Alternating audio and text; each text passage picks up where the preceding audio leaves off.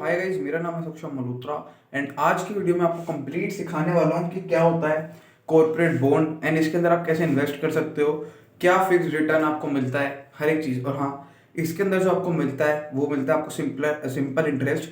मैं आपको कुछ तरीके बताऊंगा जिनसे आप इन्वेस्ट करके री इन्वेस्ट करके आप कंपाउंड इंटरेस्ट भी जनरेट कर सकते हो। तो स्टार्ट करते हैं वीडियो को। देखो, सबसे पहले कॉर्पोरेट बॉन्ड जो होते हैं वो एक कंपनी इशू करती है जब उसको पैसों की जरूरत होती है, क्योंकि कंपनी को अगर पैसों की जरूरत है तो उस पर सिर्फ दो तरीके होते हैं पैसे लेने के लिए।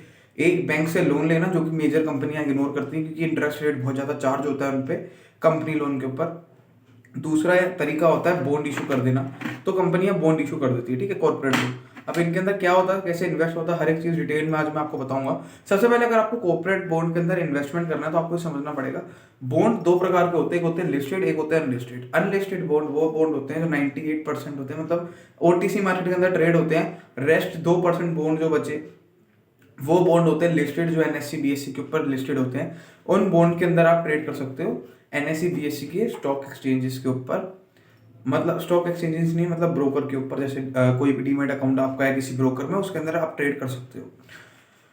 ये मैंने आपको बताया बॉन्ड के बारे में, ठीक है। अभी कॉर्पोरेट बॉन्ड के अंदर कैसे सब इन्वेस्टमेंट वगैरह होता है, उसके लिए आपको मेजरली चार चीजें एक बॉन्ड के अंदर देखनी होती है। एक बॉन्ड के अंदर आपको सबसे पहले उसकी रेटिंग देखनी है, फिर वाई टू एम देखना है, फिर मेच्योरिटी पीरियड देखना है, और उसके बाद जब ये सारी चीजें आप देख लोगे तो आपने देखनी है लिक्विडिटी। वाइट जो जो मैंने बोला उसके अंदर क्या मतलब होता है, देखो, सबसे पहले मैंने आपको बोला कि आपको रेटिंग देखनी है। अभी रेटिंग बोर्ड की बहुत सारी होती है, जैसे ट्रिपल ए कैटेगरी के होते हैं, फिर डबल ए, फिर ए, फिर बी, फिर मतलब डबल बी, फिर बी, फिर डी। डी वाले के अंदर आपने कभी इन्वेस्टमेंट नहीं करनी है, उसके अंदर आप समझ लो पैसे आपने अगर लगा दिए डी वाले में, डी रेटिंग वाले बॉन्ड के अंदर, तो आपके पैसे डूब ही चुके हैं, आप ये मान के चलना। डी वाले बिल्कुल सिक्योर नहीं होते हैं।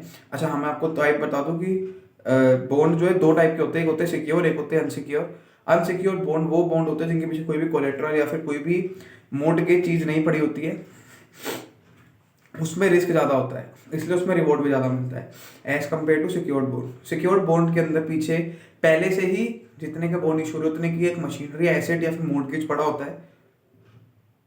इन फ्यूचर अगर कंपनी नहीं दे पाती पैसे तो वो उस एसेट को बेच के इन्वेस्टर्स के पैसे वापस मिल जाते हैं, ये होता है सिक्योर्ड। कंपैरेटिवली अच्छा होता है, इसी के अंदर इन्वेस्ट करना चाहिए। अनसिक्योर्ड बॉन्ड में थोड़ा रिटर्न ज्यादा मिलता है इस चीज के चक्कर में कि वो सिक्योर्ड नहीं है। बस सिक्योर्ड लोन में बॉन्ड के अंदर आपको इंटरेस्ट थोड़ा कम मिलता है, बस ये फर्क होता है। बहुत कम नहीं मिलता है, अगर अनसिक्योर में 20 मिल रहा है तो सिक्योर में 15 मिल जाएगा, 16 मिल जाएगा, इतना फर्क होता है, ज्यादा फर्क नहीं होता है। तो मैं जो स्टार्ट कर रहा हूँ उसके लिए आपको सबसे पहले रेटिंग देखनी है। रेटिंग के अंदर आपको मेजरली ट्रिपल ए, मतलब एक ही कैटेगरी के अंदर बॉन्ड में इन्वेस्ट करना है। जैसे जैसे नीचे आते रहोगे रिस्क बढ़ता रहेगा, रिवॉर्ड भी, बट रिस्क बढ़ता रहेगा तो आपका वो जो है अनसिक्योर्ड होते रहेगा। ट्रिपल ए कैटेगरी सबसे बढ़िया कैटेगरी है, डबल ए भी बढ़िया है, और वन ए तक, बस इससे नीचे मत जाओ, ज़्यादा अच्छा है आपके लिए। बाकी आपकी अपनी अपनी सबकी मर्जी होती है। वाई टू एम मतलब होता है ईल्ड टू मेच्योरिटी, यानी मेच्योरिटी की पीरियड तक आते आते आपको कितने परसेंट का रिटर्न मिलेगा। फॉर एग्जाम्पल, एक बॉन्ड है 15%, 1 लाख रुपए अगर आपने उसमें इन्वेस्ट कर दिए तो 1 लाख रुपए का 15% यानी 15,000 रुपये आपको सालाना मिलेगा, ठीक है। नेट मान लो 12% है तो आपको 12,000 रुपये सालाना मिलेगा, तो यानी 1,000 रुपये महीना मिलता है आपको एक तरीके से। अब वाई टू एम का मतलब है अगर 5 साल का वो है इसका मेच्योरिटी पीरियड। मेच्योरिटी पीरियड मतलब होता है कि एक बॉन्ड कब जाके एक्सपायर हो जाएगा। जैसे अगर आज 2026 के अंदर 5 साल का कोई आप एक बॉन्ड लेते हो कॉर्पोरेट बॉन्ड, तो 2031 में एक्सपायर होगा। तो ये जो 5 साल है 2031 तक 2026 से, ये होता है उसका मेच्योरिटी पीरियड। अभी इसके अंदर कोई लॉक इन पीरियड नहीं होता कि आपको जबरदस्ती इतने साल तक मिनिमम रखना ही पड़ेगा, ऐसा कुछ नहीं। जब आप चाहो तब आप काट सकते हो बॉन्ड के अंदर, ये आपको फैसिलिटी मिलती है। एफडी वगैरह के अंदर जनरली आपको एक लॉक इन पीरियड देखने को मिलता है। ये मैंने आपको बता दिया। अभी इसका यील्ड टू मेच्योरिटी मतलब मेच्योरिटी तक आते आते आपको कितने परसेंट रिटर्न मिलेगा। अगर मान लो आपको 5 साल की मेच्योरिटी और अगर आप पूरे 5 साल तक रखते हो, बीच में नहीं काटते हो, तो आपको 12% इंटरेस्ट मिलेगा, ठीक है। 12 मतलब अगर आप पूरे 5 साल तक रखते हो यानी 60% इंटरेस्ट, 1 लाख रुपए पे 60,000 रुपये आपको बन जाएगा। तो ये होता है 5 साल तक रखने के लिए, ठीक है। अब इसके बाद मैं आपको बता रहा था रेटिंग हो गया, वाई टू एम हो गया, मेच्योरिटी पीरियड मैंने आपको बता दिया, लिक्विडिटी फोर्थ चीज। लिक्विडिटी मतलब मेजरली देखो ओटीसी मार्केट में ट्रेड होते हैं बॉन्ड, तो आप काट सकते हो उनको मेच्योर होने से पहले कभी भी जब आपका मन चाहे, क्योंकि लॉक इन पीरियड तो है नहीं, पर लिक्विडिटी का थोड़ा इश्यू होता है। आप मतलब मान लो आपका मन है आज में से काट दूं, पर आपको बायर ही नहीं मिल रहा, तो आप सेल कैसे करोगे? इसलिए देखना चाहिए आपको कि मेच्योर है, मतलब लिक्विडिटी है नहीं है उतनी उस बॉन्ड के अंदर। ठीक है, अब मैं इसको थोड़ा सा ऊपर करता हूँ और आपको और समझाता हूँ। पीछे यही लिखा होगा, ये रेटिंग देख लो, मैंने डी के ऊपर क्रॉस भी लगा रखा है, ये क्रॉस लगा रखा है, ये रेटिंग है इसकी। तो ये क्रॉस इसलिए लगा रखा है डी के ऊपर कि डी में इन्वेस्टमेंट ही नहीं करनी चाहिए, बेकार होती है, बाकी अपनी अपनी मर्जी है। ये मैंने आपको बता दिया कि बॉन्ड सिक्योर होते हैं, अनसिक्योर होते हैं। हाँ, अभी ये देखो, आपने कैसे चेक करना है कौन सा बॉन्ड अच्छा है, इसके बारे में लिखा है। आपको उसके अंदर ज्यादा चीजें नहीं देखनी, आपने देखनी है डेट टू इक्विटी रेशियो। अगर तो लेस देन है 2 से, 2 या 2 से छोटा है तो काफी अच्छा माना जाता है कि हाँ भाई अच्छा है ये जो डेट फंड है, यानी कि जो कॉर्पोरेट बॉन्ड है, अच्छा है। ठीक है, अभी अब मैं ये तो हो गया, अब मैं आपको ये फायदे नुकसान इसके बाद में बताऊंगा। सबसे पहले हम कंपैरिजन देखते हैं एफडी के बीच में, म्यूचुअल फंड के बीच में एंड कॉर्पोरेट बॉन्ड के बीच में। मेजरली तो बताऊं तो stock market versus corporate bond. देखो, कॉर्पोरेट बॉन्ड के अंदर आपको फिक्स रिटर्न मिलता है, कोई लॉक इन पीरियड नहीं होता है। एफडी के अंदर लॉक इन पीरियड होता है, फिक्स रिटर्न मिलता है, लेकिन उतना नहीं जितना कॉर्पोरेट बॉन्ड देता है। म्यूचुअल फंड के अंदर कोई फिक्स रिटर्न नहीं होता है, बट हाँ मार्केट के एवरेज रिटर्न 11-15% का होता है। तो ये होता है इन तीनों के अंदर एक एक डिफरेंस। दूसरा, lock in period government bond में नहीं होता है, म्यूचुअल फंड में कोई लॉक इन पीरियड नहीं होता है, एफडी के अंदर लॉक इन पीरियड होता है। इन्वेस्टमेंट के लिए थोड़ा सेफ साइड गवर्नमेंट बॉन्ड है, एफडी है, म्यूचुअल फंड उतना नहीं है। ठीक है, अच्छा मैं आपको बताऊं, एफडी भी सिर्फ 5 लाख तक की सेफ है, आपका प्रिंसिपल अमाउंट प्लस इंटरेस्ट जोड़ के। तो या तो आप छोटे छोटे अमाउंट की बहुत सारी एफडी कर लो, या फिर आपकी जो भी बड़ी एफडी अगर है तो आपको पता ही है कितनी सिक्योर है फिर वो, क्योंकि 5 लाख के ऊपर तो आपको फिर ज़्यादा सिक्योरिटी खुद बैंक देता ही नहीं है, आपको लगता है, पर अगर कभी बैंक कोई दिवालिया हो गया ऐसा कुछ, तो 5 लाख ही आपका सिक्योर है, जितनी भी आपकी एफडी है तो वो हिसाब से होता है। ठीक है, अभी यहाँ पे कुछ लिखा नहीं है। अभी आपको मैं बताऊं, तो अगर आप इन्वेस्ट करना ही चाहते हो बॉन्ड में, तो क्या फायदे हैं बॉन्ड के, मैं आपको पहले इसे बता दूं। देखो, अगर आपको फिक्स इनकम चाहिए, रेगुलर इनकम चाहिए, तो आप बॉन्ड को ले सकते हो। अगर आपको मान लो ज्यादा रिस्क नहीं लेना है लेकिन अच्छा रिटर्न भी कमाना है, तो आप बॉन्ड को ले सकते हो। क्योंकि अगर एफडी 7-8% साल का देती है और सेविंग अकाउंट भी 4-5%, 6% देते हैं साल का, तो जो बॉन्ड है ये आपको 13%, 15% रिटर्न देते हैं। इसके बाद मैं आपको ये भी बताऊंगा कि ये देते हैं सिंपल इंटरेस्ट, आप इसको कंपाउंड इंटरेस्ट कैसे कन्वर्ट कर सकते हो, हर एक चीज बताऊंगा। तो इसके लिए आपको मैं दिखाऊं, ये लिखा देखो, इसके अंदर फायदे क्या हैं ये लेने के। एक तो अगर आप सीनियर सिटीजन हो या तो ज़्यादा रिस्क अवॉइड करने से आपको एक रेगुलर इनकम मिल जाती है, तो आप गवर्नमेंट बॉन्ड की तरफ शिफ्ट हो सकते हो, रेगुलर इनकम आपको मिलती है। फिर इसके बाद आपको थोड़ा कंपैरेटिवली शेयर मार्केट से थोड़ा लो रिस्क रहता है, और यही थोड़ी बहुत चीज़ें हैं जिसके चक्कर में आप प्रेफर कर सकते हो गवर्नमेंट बॉन्ड को।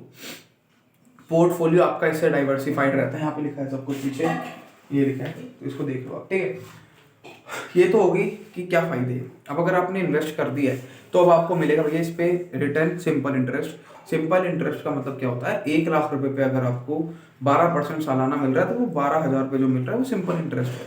कंपाउंड इंटरेस्ट क्या होता है, देखो सिंपल इंटरेस्ट मिल रहा है, इसका मतलब आपको हर महीने या हर साल जो भी आप करते हो उस हिसाब से आपके बैंक अकाउंट के अंदर पैसे क्रेडिट हो जाता है।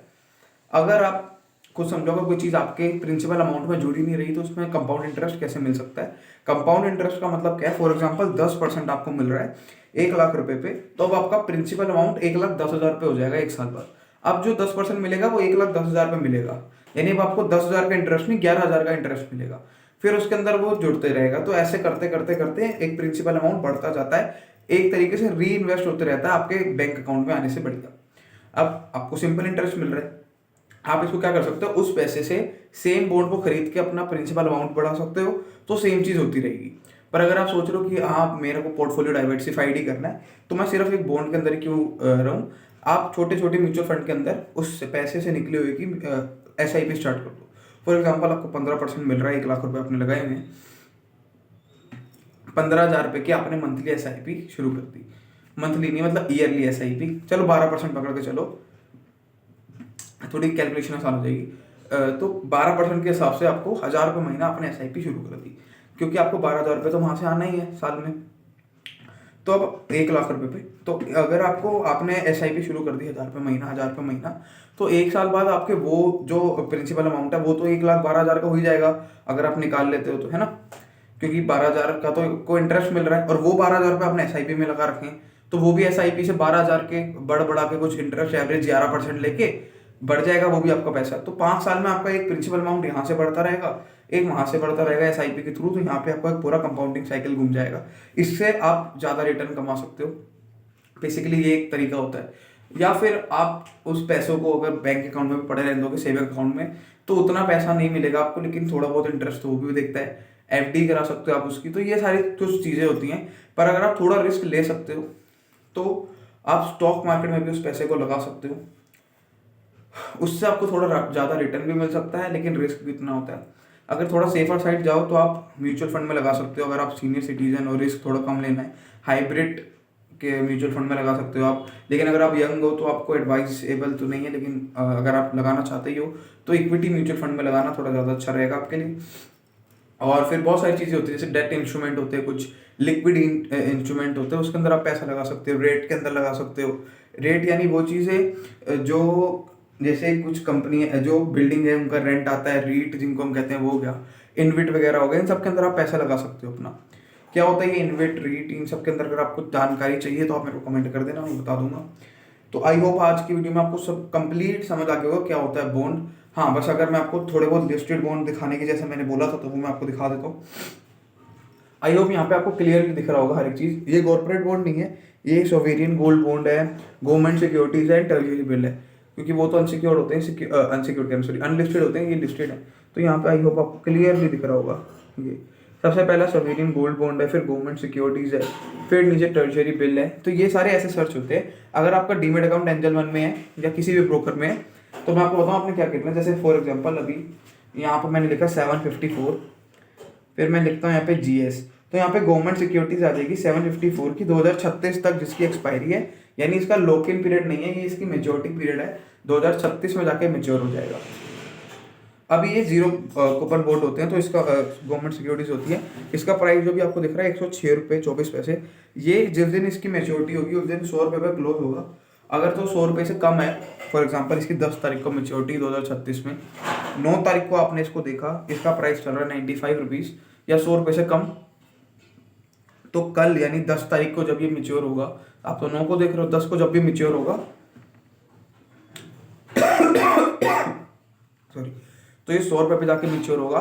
तो अगर 95 का आपको 9 तारीख को दिख रहा है तो आप उसको परचेज कर सकते हो 5 रुपये कमाने के लिए पर पीस, या फिर 5 रुपीज़ पर क्वांटिटी आपको मिल जाएगी। ठीक है, ये सारी चीज़ें डिपेंड होती है। तो आई होप आपको समझ आ जाएगा कॉर्पोरेट बॉन्ड का पूरा चीज़। नेक्स्ट वीडियो मैं बनाऊंगा शायद म्यूचुअल फंड के ऊपर 2026 के लिए। जो भी आपको चाहिए आप मेरे को कमेंट में बता सकते हो, मैं उसके लिए वीडियो बना दूंगा। Thank you so much for watching, bye.